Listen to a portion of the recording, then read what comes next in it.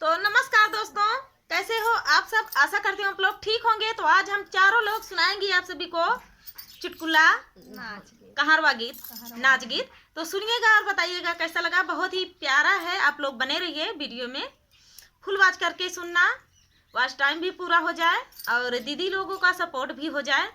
तो चलिए देर न करते हुए सुनाते हैं ये प्यारा सा गीत।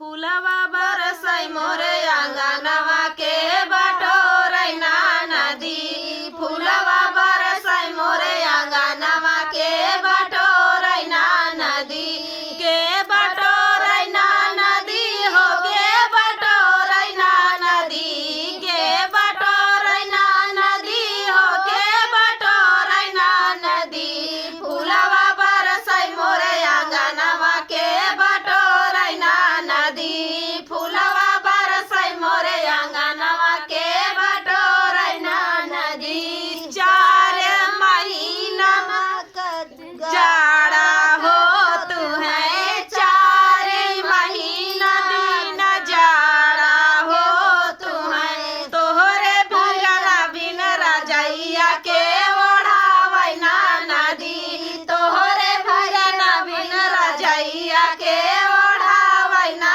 नदी, फूलवा बरसै मोरे आंगनवा के बटोरै ना नदी, फूलवा बरसै मोरे आंगनवा के बटोरै ना नदी। 4 महीना दिन गर्मी हो तू है, 4 महीना दिन गर्मी हो तू, तोहरे भैया बिन बेनियावा के डोलावै ना नदी, तोहरे भैया बिन बेनियावा के डोलावै ना नदी, फूलवा बरसै मोरे आंगनवा के बटोरै ना नदी, फूलवा बरसै मोरे आंगनवा के बटोरै ना नदी। 4 महीना दिन बरखा हो तू है, 4 महीना दिन बरखा हो तू, तोहरे बिरना बिन